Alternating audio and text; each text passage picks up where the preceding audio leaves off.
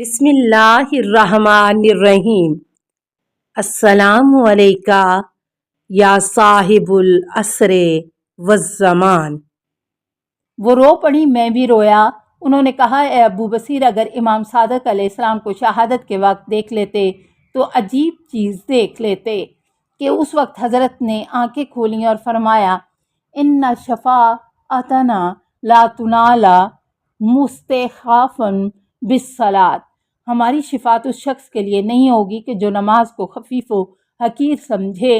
اس طریقے سے امام صادق علیہ السلام نے آخری پیغام دیا اور حضرت امام کاظم علیہ السلام کو وصیتیں کی۔ اس کے بعد اس دنیا سے رخصت ہو گئے۔ حضرت امام جعفر صادق علیہ السلام کی شہادت کی خبر سے منصور کا رد عمل۔ ابو ایوب نحوی کہتا ہے کہ آدھی رات کو منصور دوانکی نے مجھے طلب کیا۔ میں اس کے پاس گیا، میں نے دیکھا کہ کرسی پر بیٹھا ہوا ہے، اس کے پاس ایک شمع روشن ہے اور ایک خط اس کے ہاتھ میں ہے۔ جب میں نے اسے سلام کیا، اس نے وہ خط مجھے دیا اور رونے لگا اور کہا، یہ خط محمد بن سلیمان کا خط ہے کہ جو مدینہ کا حاکم ہے۔ اس نے لکھا ہے کہ جعفر بن محمد یعنی امام جعفر صادق علیہ السلام وفات پا چکے ہیں، اور 3 مرتبہ کہا، انا للہ و انا الیہ راجعون، اور کہا جعفر جیسا کہاں پیدا ہو سکتا ہے۔ اس کے بعد مجھ سے کہا کہ محمد بن سلیمان کو لکھیں کہ اگر امام صادق علیہ السلام نے کسی شخص کو معین کیا ہے تو اس کو حاضر کرو اور اس کی گردن جدا کر دو۔ تو خط کا جواب آیا کہ اس نے 5 آدمیوں کے لیے وصیت کی ہے، اور وہ یہ ہیں: ابو جعفر منصور، محمد بن سلیمان، عبداللہ، موسیٰ، یہ دونوں محمد بن سلیمان کے بیٹے ہیں، اور حمیدہ حضرت امام کاظم علیہ السلام کی ماں۔ ایک دوسری روایت میں ہے کہ جواب آیا کہ 5 آدمیوں کے بارے میں وصیت کی ہے: ابو جعفر منصور، نمبر 2 عبداللہ، نمبر 3 موسیٰ، نمبر 4 محمد بن جعفر، 5 اپنے ایک غلام کو۔ منصور دوانکی نے کہا، لیسا الی القتل ہؤلاء السبیل، ان کو قتل کرنے کا کوئی راستہ نہیں ہے۔ اے امام الہدیٰ، صالح کے بعد آنے والے صالح وجود، خدا کی دلیل، اور صادق کے بعد ہونے والے امام صادق۔ ذلیل منصور کے ہاتھوں آپ نے وہ تکلیف اٹھائی۔ لاتعداد اہل ایمان سرو پا برہنہ حالت میں اس منافق کی محفل میں گئے۔ اعداء کے ظلم و جور سے اس کا دہن اتنا تلخ ہو گیا کہ اس کے لیے عمدہ ترین شہد بھی سم قاتل بن گیا۔ 9ویں معصوم، حضرت امام موسیٰ کاظم علیہ السلام کے مصائب کا ذکر۔ ہمارے 7ویں امام موسیٰ بن جعفر 128 ہجری قمری 7 صفر اتوار کی صبح کو ابوا میں پیدا ہوئے۔ یہ مقام مکہ اور مدینہ کے درمیان واقع ہے۔ آپ کو 25 رجب 183 ہجری قمری میں بغداد میں ہارون کے قید خانے میں 55 سال کی عمر میں ہارون کے حکم سے زہر دیا گیا، اور اسی زہر کی وجہ سے شہید ہوئے۔ حضرت کا مرکز شریف بغداد کے نزدیک کاظمین شہر میں ہے۔ حضرت نے 35 سال امامت کی، تقریباً 148 ہجری سے لے کر 183 ہجری تک، کہ جن میں سے 23 سال 2 مہینے اور 17 روز بنی عباس کے 5ویں خلیفہ ہارون الرشید سرکش کی حکومت کے زمانے میں گزارے۔ حضرت امام محمد کاظم خلفائے بنی عباس خصوصاً ہارون کے خلاف حق گوئی کی وجہ سے ہمیشہ قید خانے میں پڑے رہے۔ 4 سال سے لے کر 7 سال تک سخت ترین شکنجے میں زندگی گزاری۔ اس بارے میں جو واقعات پیش آئے وہ ملاحظہ فرمائیں۔ فدق کی حدود۔ مہدی عباسی کو، جو بنو عباس کا 4تھا خلیفہ تھا، اس نے اپنے ظلم کو چھپانے کے لیے ایک دن اعلان کیا کہ جو حقوق میری گردن پر ہیں یا لوگوں پر ہے ان کا حق ادا کرنا چاہتا ہوں۔ حضرت امام موسیٰ کاظم علیہ السلام نے بھی اس اعلان کو سنا اور مہدی عباسی کے پاس چلے گئے۔ دیکھا کہ وہ ظاہری طور پر لوگوں کے حقوق ادا کرنے میں مشغول ہے۔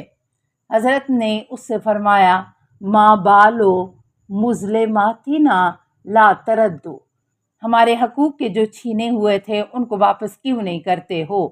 مہدی نے کہا تمہارے کون سے حقوق ہیں؟ امام علیہ السلام نے فرمایا فدق۔ مہدی نے پوچھا کہ فدق کو معین کر کے بتاؤ تاکہ تمہارے حوالے کروں۔ امام نے فرمایا پہلی حد کوہ احد ہے، دوسری حد مصر ہے، تیسری حد سیف البحر ہے کہ جو شام اور سوریہ کے قریب ہے، چوتھی حد دومت الجندل ہے جو کہ شام اور عراق کے درمیان ہے۔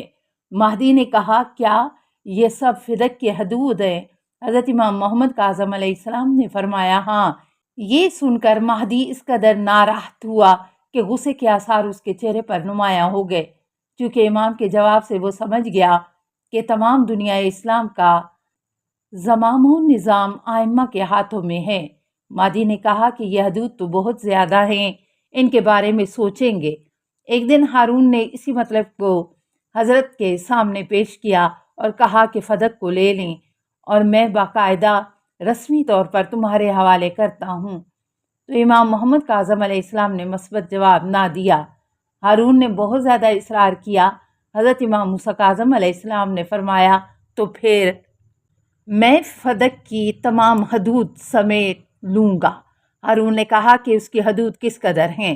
امام علیہ السلام نے فرمایا کہ اگر اس میں اس کی حدود کو آپ کے سامنے معین کروں تو مجھے ہرگز نہیں دو گے۔ ہارون نے کہا کہ تمہاری جد کے حق کی قسم میں آپ کے حوالے کروں گا۔ امام موسیٰ کاظم علیہ السلام نے فرمایا پہلی حد عدن ہے جو یمن کا ایک حصہ ہے۔ ہارون کا چہرہ متغیر ہو گیا اور اس کے بعد امام نے فرمایا دوسری حد سمرقند ہے۔ ہارون کا رنگ اس سے بھی زیادہ متغیر ہوا۔ امام نے بتایا کہ تیسری حد افریقہ ہے۔ ہارون یہ سن کر بہت زیادہ ناراحت ہوا اور اس کا رنگ سیاہ ہو گیا۔ پھر امام نے فرمایا چوتھی حد سیف البحر ہے، حلب کے نزدیک شمالی حجاز کی وسیع زمین ہے۔ ہارون نے کہا فلم یبقى لنا شیء، اس بنا پر تو ہمارے لیے کوئی چیز باقی نہیں رہتی۔ امام علیہ السلام نے فرمایا میں نے پہلے ہی کہا تھا کہ اگر میں فدق کی حدود بیان کروں تو آپ مجھے نہیں دیں گے۔ ہارون نے اسی وقت حضرت کے قتل کا مصمم ارادہ کر لیا۔ ایک عجیب واقعہ، ایک مرتبہ ہارون سفر حج کے دوران مدینہ میں داخل ہوا، رسول خدا صلی اللہ علیہ وسلم کے مرکز پاک کے پاس گیا اور دوسروں کے سامنے فخر کرنے کے لیے کہا السلام علیکہ یا ابن ام، میرا سلام ہو تجھ پر اے چچا کے بیٹے۔ عباس چونکہ پیغمبر کے چچا تھے کہ جو ہارون کے جد بھی لگتے تھے، اس اعتبار سے رسول خدا ہارون کے چچا زاد بھائی ہوئے۔ اسی وقت پھر امام موسیٰ کاظم علیہ السلام رسول خدا صلی اللہ علیہ وآلہ وسلم کی قبر کے قریب آئے اور کہا السلام علیکہ یا رسول اللہ، السلام علیکہ یا ابا، تجھ پر سلام ہو اے رسول خدا، تجھ پر سلام ہو اے پدر گرامی۔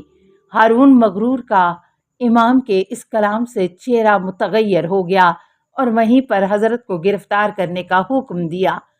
حضرت کو پیغمبر کی مسجد سے گرفتار کیا گیا۔ محمد بن اسماعیل کا چغل خوری کرنا۔ حضرت امام موسیٰ کاظم علیہ السلام کی حرکات و سکنات حتیٰ کہ خاموش رہنا بھی ہارون اپنی حکومت کے خلاف سمجھتا تھا۔ ہارون ہر وقت کسی بہانے کی تلاش میں بھی تھا تاکہ کسی بہانے حضرت کو شہید کرے۔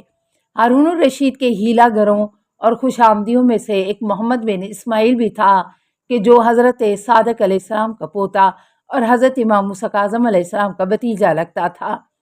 حضرت امام کاظم علیہ السلام کے بھائی علی بن جعفر کہتے ہیں کہ ایک مرتبہ میں ماہ رجب میں عمرہ بجا لانے کے لیے مکہ میں تھا کہ اتنے میں محمد بن اسماعیل میرے پاس آئے اور کہا چچا جان، میرا بغداد جانے کا ارادہ ہے اور میں چاہتا ہوں کہ چچا موسیٰ بن جعفر سے وداع کروں۔ میری خواہش ہے کہ آپ بھی میرے ساتھ ہوں۔ تو ہم دونوں امام موسیٰ کاظم علیہ السلام کی خدمت میں گئے۔ میرا اندازہ یہ تھا کہ میں نے کپڑا گردن میں ڈالا ہوا ہے اور میں اندر چلا گیا اور حضرت کے سر کو بوسہ دیا اور عرض کیا کہ آپ کا بھتیجا محمد بن اسماعیل سفر پر جانے والا ہے اور آپ سے وداع کرنا چاہتا ہے۔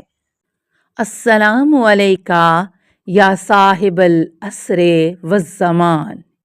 الأمان الأمان الأمان من فتن الزمان السلام علیکہ یا خلیفۃ الرحمن السلام علیکہ یا امام الانس والجان السلام علیکہ یا مظہر الایمان السلام علیکہ یا شریک القرآن السلام علیکہ یا قاطع البرہان السلام علیکہ یا امام زماننا ھذا اجل اللہ فرجک وسہل اللہ مخرجک وظہور کا السلام علیکہ ورحمۃ اللہ اللہم صلی علی محمد و آل محمد